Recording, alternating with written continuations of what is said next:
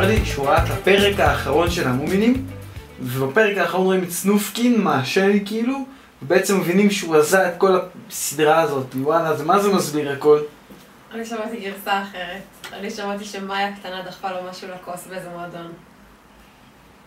מה? נשמע הרבה יותר הגיוני. היא בת אדם, הוא בן אדם, כל שאר המומינים לא כל כך קשור. תקשיב, די עם השטויות האלה. אם זה נכון, את יודעת מה? אני חמור, ולא יודע, בר רפאלי תיכנס פה עכשיו. זהר עם המילים.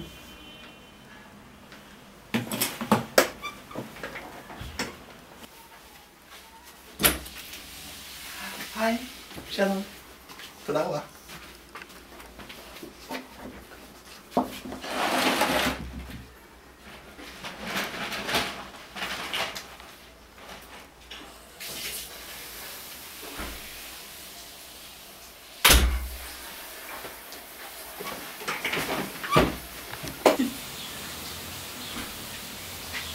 בואי, תקשיבי, איזה דבר, אני בהלם, כאילו, איזה בן אדם זה היה.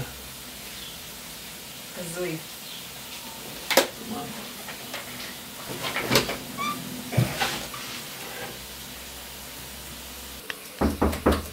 רק רגע. שלום חברים. היא סיימה כבר?